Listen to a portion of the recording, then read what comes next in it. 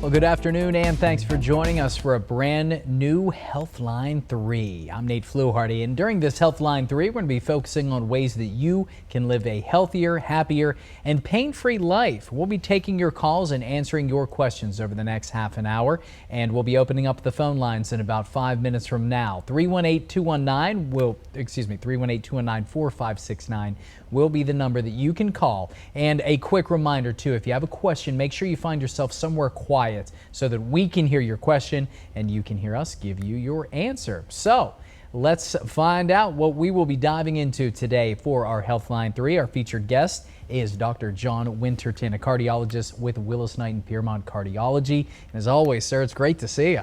Yeah, it's great to be here, and you know, privilege, particularly this time of year where everybody's looking forward to some fun this weekend and celebrating the 250th anniversary of our country and its great heritage and its history of cooking and partying and playing and so forth. And we all hope that everybody enjoys that. Absolutely. Part of that's being healthy. You are 100% correct. And you and I talking about some of that, little grilling ideas and things like that. But you're absolutely right too, Doc, when it comes to being healthy and things like that. So what are we going to be diving into today? You are the man with the knowledge on the hearts. So it's very important to understand that cardiovascular disease is a broad spectrum of problems that people encounter as they get older, typically. Some are genetic and congenital that we see in children, and that's outside the purview of things that we can deal with as adult cardiologists. On the other hand, the bulk of what we see and deal with are related to coronary artery disease or cardiovascular disease and things that are preventable. Mm-hmm. The key to prevention is recognizing that there's risk. Yeah. And we've learned over the last 60 or so years with extensive investigations as part of studies looking at treatments, but also designed specifically at identifying folks at risk, that there's an opportunity at a very young age to influence risk and therefore outcomes. Mm-hmm. Again, the idea being that you help people live longer, and if they're living longer, be able to enjoy that without the encumbrance of health problems. Yeah, absolutely. How do you even begin identifying someone at a younger age that may have some problems later in life? Interestingly, the early studies that were done up in Massachusetts, the Framingham study, illustrated what that risk is, and more interestingly, a very large study done right here in Louisiana in Bogalusa, which was simply just observation. They got people's names, phone numbers, and addresses and asked them to report deaths and poor outcomes, health outcomes. Mm-hmm. And we learned a lot of really interesting things. This was sponsored in conjunction with the LSU School of Medicine in New Orleans and the pathology department. And in that, we learned that risk is something that can be identified as early as 18 months of age. Wow. And unfortunately, those are observations from autopsies, but microscopically, you can identify cholesterol plaque in arteries in the aorta of people who are as young as 18 months who are at higher risk. Now, that obviously implies some genetic risk because at that age, we don't see a lot of diabetes and high blood pressure. Right. But if you go on out to about age 32, which is an important age because that's an age where we begin to pay attention, and the clear evidence was in studies looking again at aortas, and you can see visibly with the naked eye cholesterol plaque built up in the aorta in people as young as 32. Wow. Which that's means typically when you start seeing issues like that. That's right. That's kind of the age where you begin to see a few people with events. Mm-hmm. So it means that you've got to pay attention early. Mm-hmm. That means properly feeding your children, encouraging physical activity, the things that we know clearly make a difference. Yeah. And then starting to pay attention carefully from a medical perspective at age 20. Mm-hmm. When you look at the numbers, doing some research for this, the numbers of childhood obesity rates going up, and it's pretty much when you look at the chart, the numbers of cardiovascular disease being reported versus the instances of obesity almost fall in line. Is that something that kind of go hand in hand? You kind of referenced that right there. They definitely do. There are several risk calculators that are used commonly in clinical medicine. The American College of Cardiology has more than one. Mm-hmm. But they all center around things like diabetes, high blood pressure, body mass index. Yeah. They don't take as much into account family history. They take into account environment, which is interesting. Mm-hmm. But nonetheless, the body mass index, weight, activity aspects of it influence, we know statistically, things like diabetes, mm-hmm. Hypertension, and as a follow-on then the development of cardiovascular disease. Wow, pretty interesting. All right, well, let's right now open the phone lines. We're already 6 minutes in, hard to believe. 318-219-4569 if you have a question for Dr. Winterton and talking about the heart. If you're having some issues, maybe someone you love, maybe dealing with some heart issues too, give us a call. That's what this show is dedicated to, getting some questions that you may have. So Dr. Winterton, for those watching, first break down who your typical patient is. We're talking a little bit about kids. We're talking about some senior citizens. Is it everybody in between? Where do you sit on who the typical person that comes to see you age-wise? We typically see people in their middle age range, in the 40s, 50s. That's where you begin to see increased events such as heart attacks and strokes and so forth. Obviously, that's not where we want to start, right. And that's been a major push. It's a push of the current presidential administration, pushing to avoid the development of diabetes, weight control, activity, all because this is very clearly demonstrated to make a difference statistically. Mm-hmm. So in that middle age group is where we begin to see events. Certainly in men, the risk is higher when they're 45, roughly 45 to 50. Mm-hmm. The onset in women is a little later, usually 50 to 55.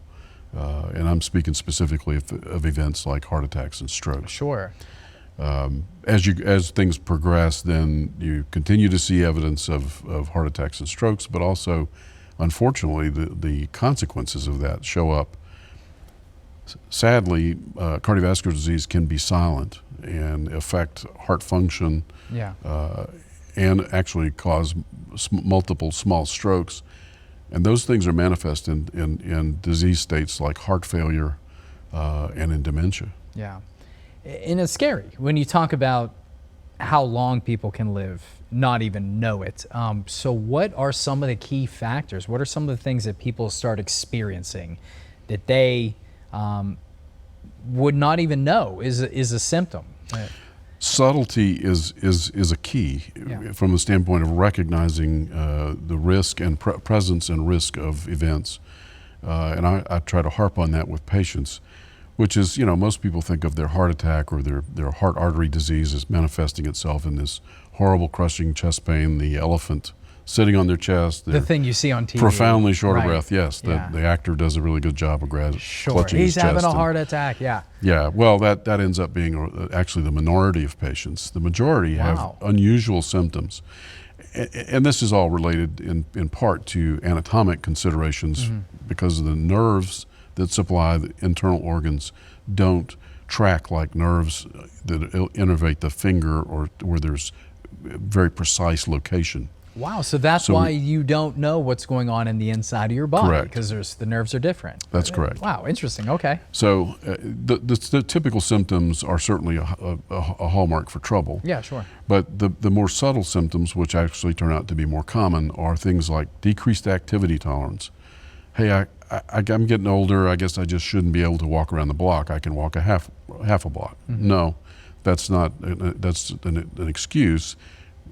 That's a symptom of something could be serious. Mm-hmm.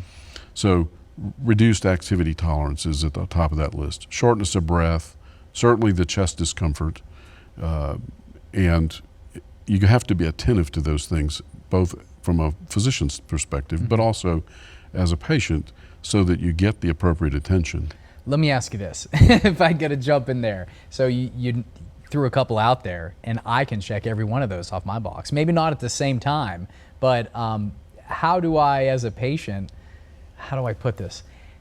how do I not freak out at the smallest thing and immediately think my chest hurts after I just cut the grass? I'm going to die in the next 30 minutes. Now, there may be something serious there, but you know what I'm saying? Like, how do you not always call your doctor, or should you when you are Right. Well, that's having tricky, issues? but recognizing that you are at risk is part of that.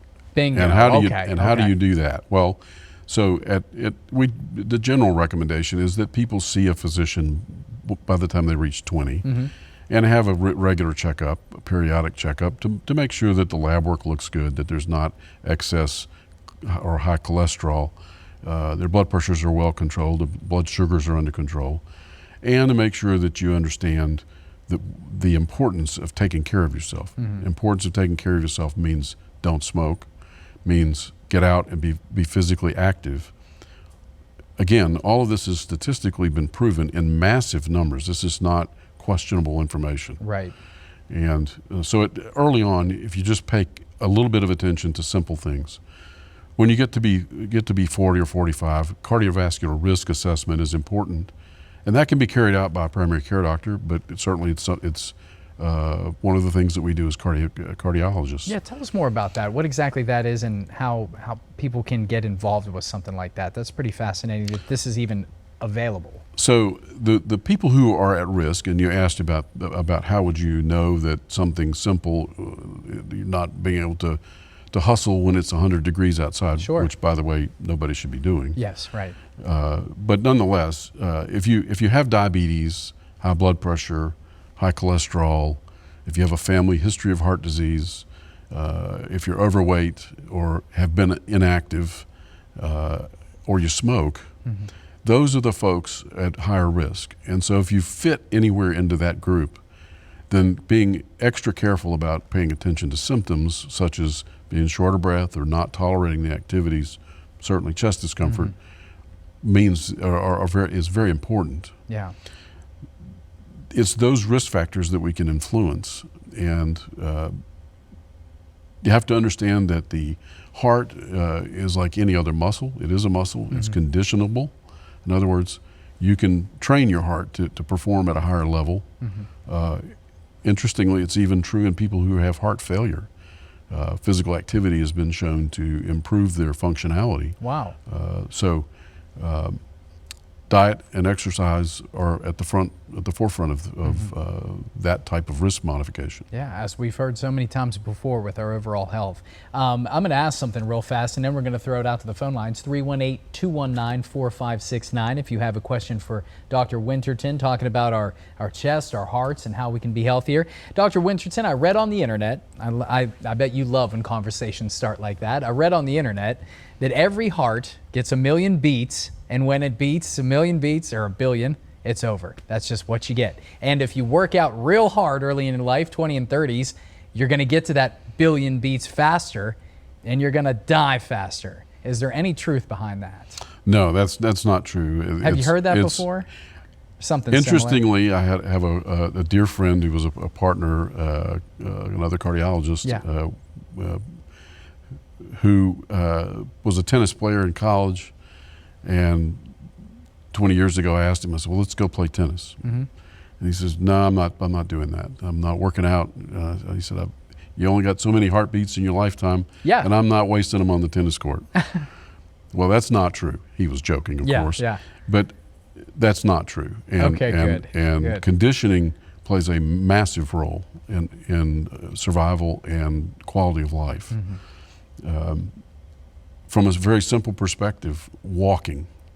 Walking is the single most important thing a person could possibly do. When you're younger, you can run, you can do physical things that are associated with being in good orthopedic condition and so forth. Not so much true as you get older, but it's not necessary to be engaged in extraordinarily heavy physical activity. Walking. 2 massive studies performed around 2000. It happens that they were performed in women, but the results have been extrapolated since then to men, and subsequent studies have demonstrated that in both sexes, walking 45 minutes a day, 5 days a week, is associated with approximately 50% reduction in risk for heart attack. 50%. Wow, from 50%. Just walking. Correct. That's fascinating. And that's unfortunately not advertised because it's not cool. Right. The only piece of equipment is a pair of shoes. Yeah, you don't even need those. Yeah. Now, you don't do this Yeah. without having assessed your risk first. Sure. So we feel like it's important to see your doctor and make sure that you're safe. And certainly today, where it's 100 degrees, Yeah. we don't go out at noon and get ourselves in incredible stressful circumstances, but walking at appropriate times for 45 minutes a day, 5 days a week, pays huge dividends. Yeah, that's great to hear. I mean, when you're cutting your risk in half, that's great. It's such a small step too. Doc, you talked about this for those that everybody's dealing with the heat right now. It's hot outside, and it's not going to be cooling down probably from now until October. So for those that may be dealing with CVD there or other heart-related issues, what are some things that they need to keep in mind? Staying in the AC is great, but at some point, folks are going to have to venture out. So what would you recommend, especially when it comes to dealing with that and their conditions? So you'll see in medicine currently a return to more common sense recommendations. Yeah. And common sense has to play a role. It's important to understand from a anatomic and physiologic standpoint that the arteries that we're talking about that cause heart attacks and strokes are very small. Arteries are 3-layer tubes, so 3 tubes within each other. Mm-hmm. The inner layer is the part that interacts with the bloodstream, and that inner layer is only a few microns thick, 13 microns thick, wow. Not visible with the naked eye. Mm-hmm.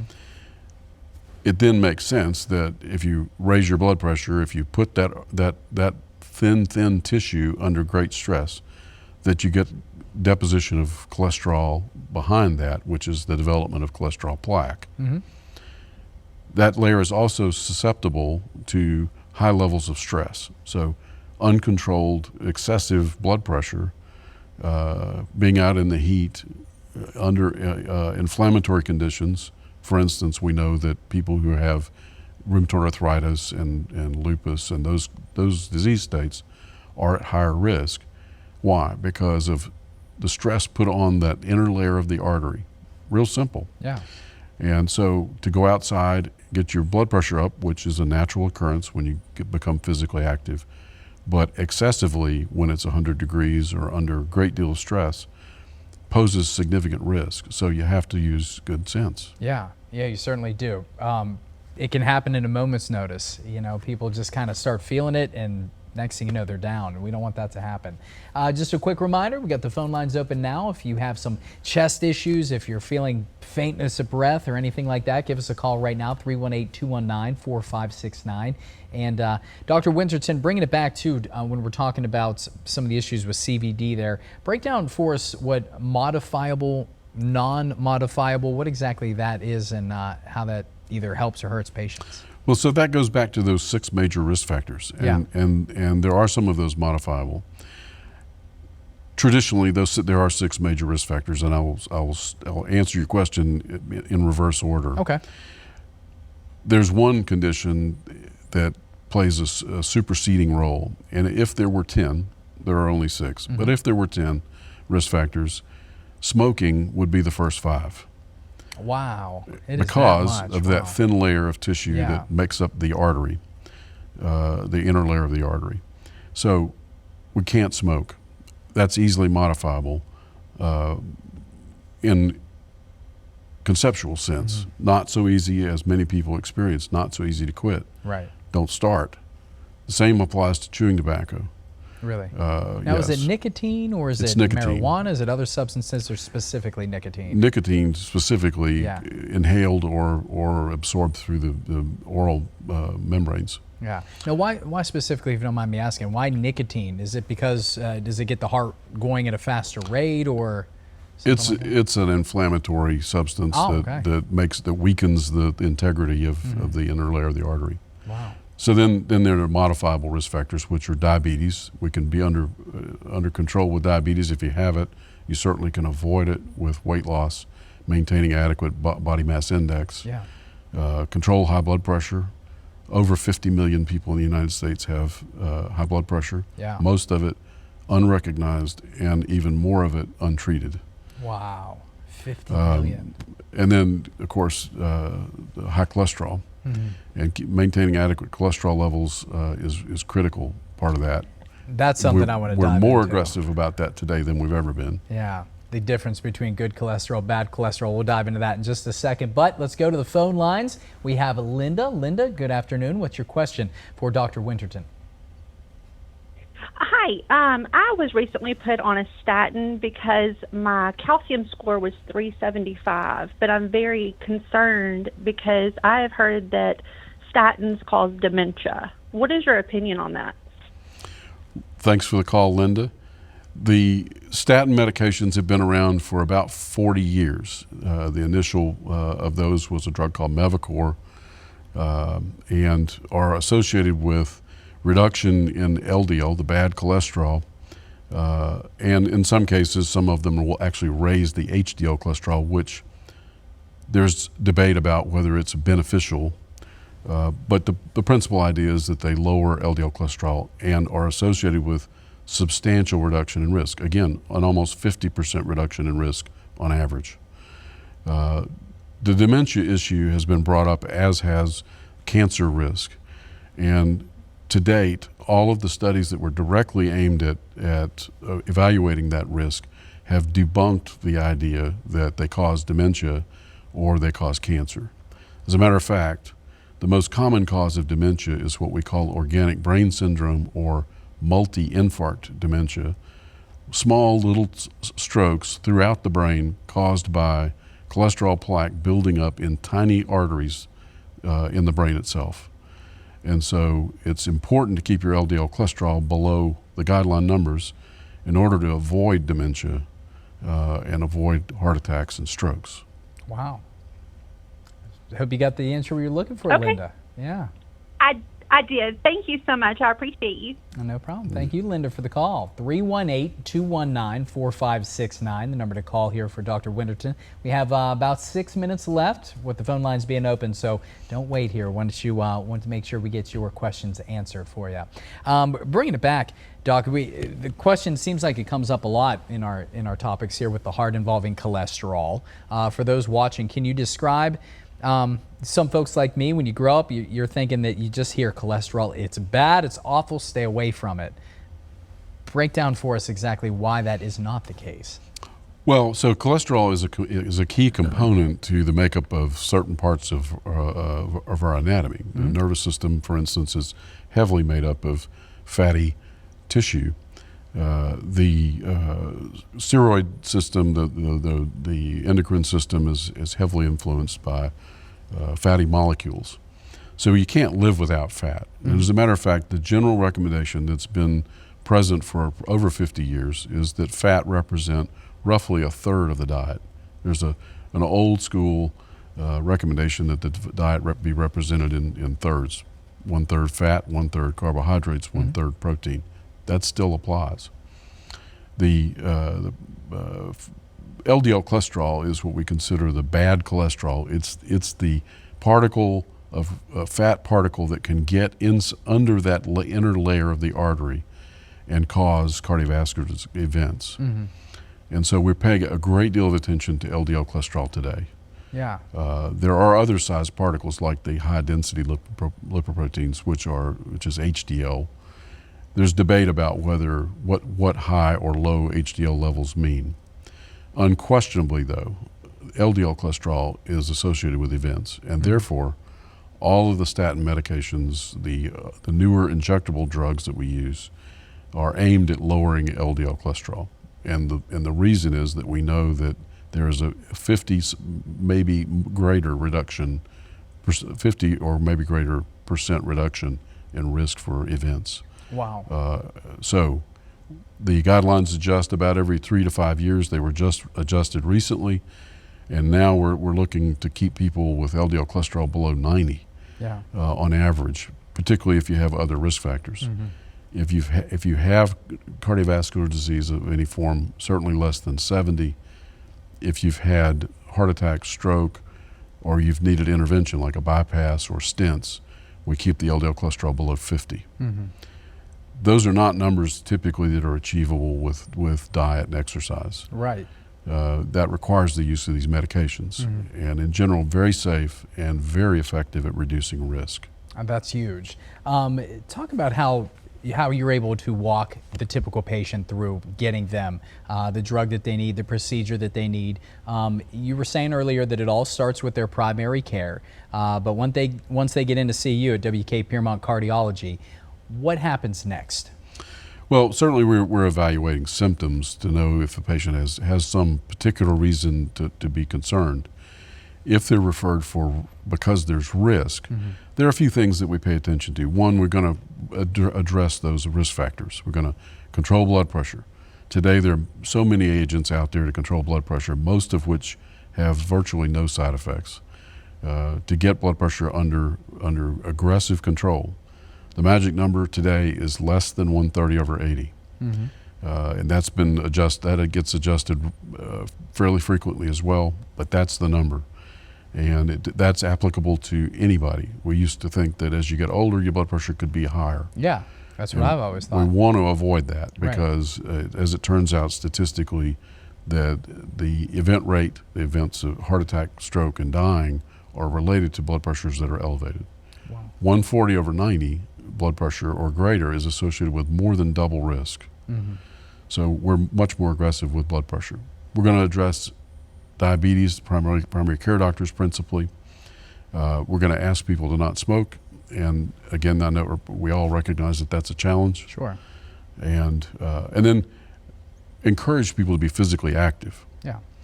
Sometimes when there's concern about higher risk, there are some tests that we can do in symptomatic patients, doing stress tests, and there are several varieties of stress tests can identify problems.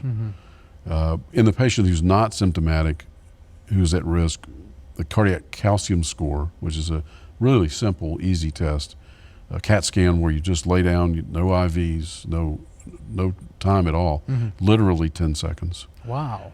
Can identify calcium in the arteries. And calcium in the arteries implies that there's cholesterol plaque. And if there's cholesterol plaque, then that implies higher risk. At a certain threshold, like the 375 that Linda mentioned, that's above the threshold that we want to sit tight with. Above 300, some people say 350, stress test is important in those patients because they're often asymptomatic but have significant issues. Yeah, wow. If necessary, then we can do cardiac catheterization where we can put an IV usually in the wrist, in the artery in the wrist, and run over to the heart, inject some contrast material and take pictures of the arteries themselves. That's how we get to putting in stents or having bypass surgery. Okay. Those tools identify the presence and the significance of heart artery disease. Are you taking patients right now?